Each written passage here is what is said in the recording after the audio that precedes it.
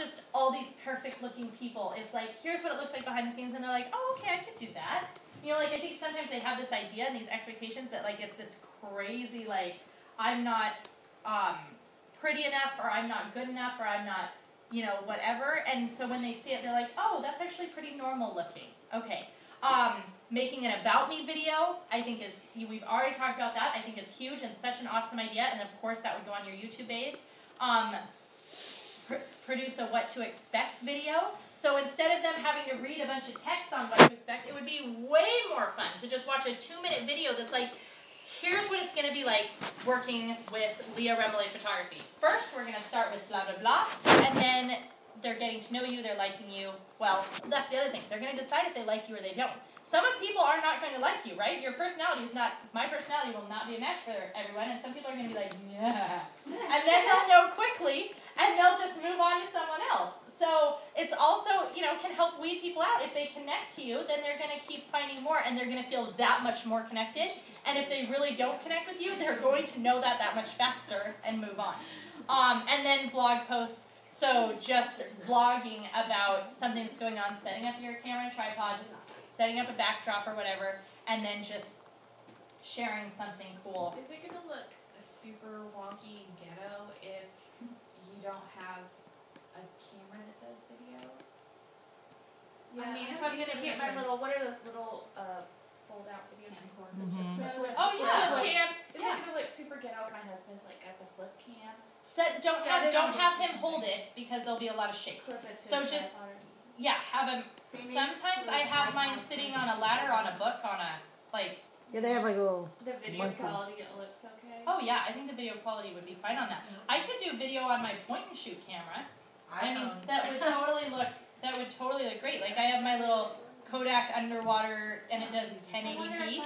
I could totally do video through my point and shoot. What about photo booth on your laptop? Is that like super ghetto to be like? Sometimes it comes across really good though. Yeah, it makes it really personal. Like, yeah. If you're doing like you go outside, maybe. Yes. Well, like, and a really easy one would be, let's say you do Q&A, right? So once a month, you answer like 2 or 3 questions that, and you can pull questions from like comments on your Facebook page, on your blog posts, things like that. You can send out a newsletter and ask people. They'll ask technical questions that they've been wondering or whatever. And so you can, in that case, I think you could totally use that and be like, okay, and answer, you know, those questions, and that's more the personal, like, da-da. So you want to have some, I think, that are really professional looking, and then some that feel very comfortable, because if everything looks too perfect all the time, then you feel unapproachable, right? And you're intimidating. You should do one when you got your new office all cute. Oh, for sure. Oh my god, you need to blog I'm that not for doing my weeks. kitchen first. We're tearing that out. But do that. Start to wait. You need to take photos beforehand and just like kind of Ooh, look that up could be a blog post with your Before and after. Oh, definitely. Before and afters are huge. I am drawn Like, to that's those. one of the #1 pin things. And I really Yeah. want to see your before and after. So. Yeah, and I've been meaning to do that for months because of do our it master now. bath. We Go haven't done it. No, next week they're coming in and like done. Okay, so capitalizing on video. First thing is you have 10 seconds to grab their attention. So most people decide if they're going to watch any more of your video within the first 10 seconds. So you want to get really quick to the point of what is going to be in the video. Optimize for keywords. So you're going to do that through the title.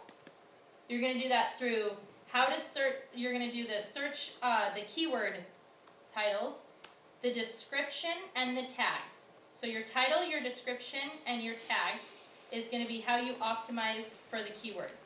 Then you can upload a transcript for the video. So this way, instead of it only being your keywords through YouTube that you're using, now it's every single word you said has now become part of your keywords. Do you have to type that up, or does it automatically generate it? I have somebody else do it. So you do have to type it up. I don't know. I haven't asked. No, but you know what? The other day I noticed that it was almost in there word for word. It's like voice Like recognition.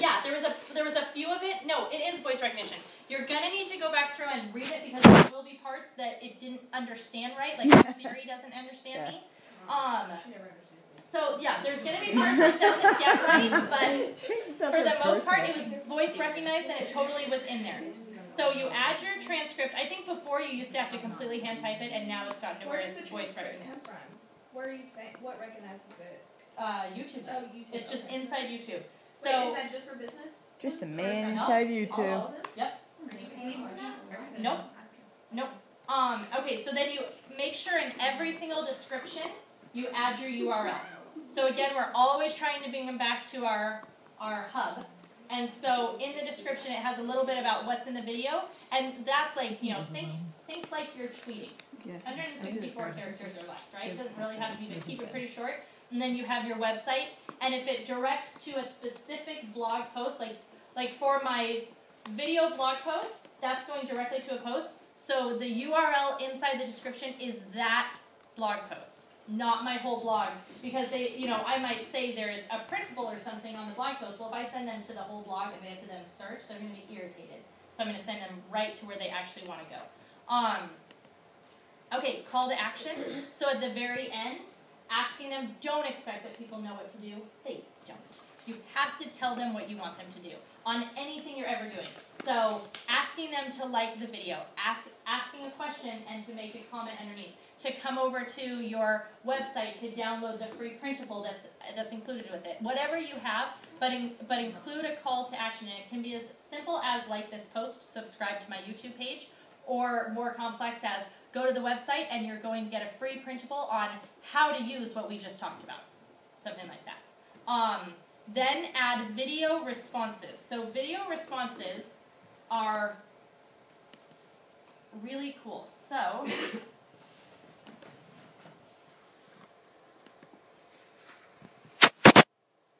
that's fine. Lovely facial expression.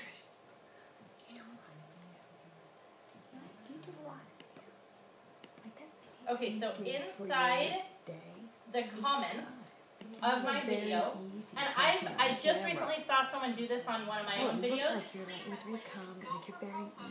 Gosh, I recently saw someone do this on my own videos, and I would, when you respond to videos, I think you should respond to your own video. If you try what I'm about to teach you, which is responding to video with a video, responding to someone else's video with your video is probably not good. So what I do is, right here where you normally click comment, I click that, and as soon as I do, it says create a video response. Then when I click create a video response, it pulls up all of my videos. The asterisk means it's already been used as a reply to. So I pick whichever one. So for this one is increasing client referral, okay? So then I go through and look at my topics and I'm like, okay, well which one would maybe go with that? Maybe increase status views in Facebook, and I just pick whatever I want and then I use the selected video and that's basically done. And now people are going to see this one and then in the comments they see another video that relates. So if they like that one, they can just usually like, oh, there's the next one.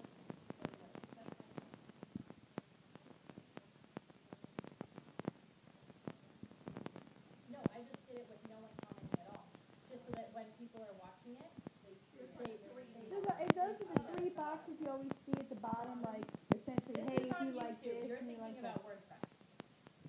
No, but when you know where you go and you're looking at certain things and you say, hey, you're interested in this, you might like this. And then it's on the bottom. On the bottom or on the bottom of the video? video. Because sometimes when you get done with the video, it shows you all those squares of other ones. Yeah. Those are monetized. So those are typically paid to get there, or your own will show up, or based on keyword. But at the bottom, I don't know. All right. Okay. Back to